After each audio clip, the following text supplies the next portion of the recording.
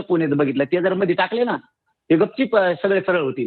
जसं की आता महादेव मुंडे यांचं प्रकरण आहे. बघा त्या प्रकरणात आता नार्कोटिक्स आलाय सगळा. आरोपी पकडायला काय हरकत आहे आता? का उचलू टाकत नाहीत मध्ये? त्याशिवाय न्याय मिळणार नाही. आणि फडणवीस साहेब आल्यापासून ते मध्ये टाकायलेत ना सगळ्याला. ह्योच विश्वास कायम त्यांनी ठेवला पाहिजे.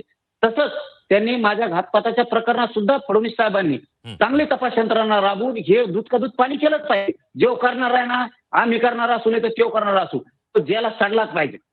याचं तर घरात घुसलं पाहिजे. आता मी जाते त्या विषयात, कारण आम्ही सगळ्या माहित्या घेतोय.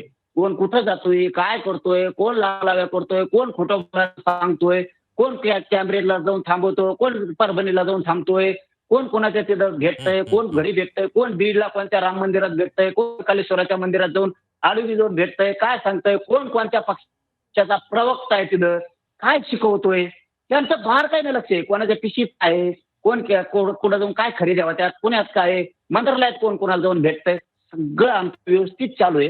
हे एक दिवस खूप मोठा भांडापूर समाजासमोर होणार आहे की कोण कसं कसं घडून आणतंय, काय काय करतंय. म्हणून फडणवीस साहेबांनी सुद्धा माझ्या घातपाताच्या प्रकरणात पुन्हा एसआयटी लावा किंवा सीआयडीचे लावा, पण एक चांगली यंत्रणा लावून त्याच्यात कुमोद साहेबांसारखे अधिकारी द्या, साबळे साहेबांसारखे अधिकारी द्या आणि माझ्या घातपाताच्या प्रकरणात सुद्धा चांगलं टोकाचा पारदर्शकपणानं तुम्ही त्याच्यात तपास करायला पाहिजे. कोणाच्या टावर लोकेशन कुठे आहेत, कोण कोणाला बोललंय, कोण कोणी काय केलंय. अगदी मनोज दादा, आणि त्यामुळे आता मुख्यमंत्री तुम्ही जे आवाहन केलेलं आहे की घातपाताची चौकशी करावी, चांगले अधिकारी द्यावेत आणि एसआयटी मार्फत चौकशी करावी, याची दखल मुख्यमंत्री घेतील अशी अपेक्षा करूया.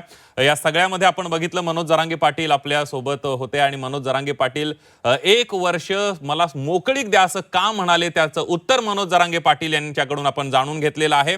मनोज दादा धन्यवाद, तुम्ही झी24 तासशी बोललात आणि तुमच्या संपूर्ण राज्यभरातल्या मराठा समाजाला जो प्रश्न पडला होता की मनोज जरांगे पाटलांना सुट्टी का हवी आहे, त्याचं उत्तर तुम्ही संपूर्ण मराठा समाजाला महाराष्ट्रात दिलं, त्याबद्दल धन्यवाद. तुम्ही वेळात वेळ काढून झी24 तासची बोललात त्याबद्दल. आपण बघितलं मनोज जरांगे पाटील आपल्या सोबत होते. वेगवेगळ्या मराठा समाजाच्या आरक्षणासंदर्भात त्यांना जे सुट्टी हवी आहे पुढच्या वर्षभरासाठी, ती कशासाठी सुट्टी हवी आहे, मराठा समाजाचे पुढच्या काळामध्ये काय काय नियोजन आहे मनोज जरांगे पाटील यांचं, या सगळ्या संदर्भातल्या प्रश्नांची उत्तर मनोज जरांगे पाटील यांनी आपल्याला दिलेली आहे. झी24 तासवर त्यांनी मन मोकळं केलेलं आहे. यानंतर या खास कार्यक्रमामध्ये इथंच थांबूया. पहा फक्त झी24 तास.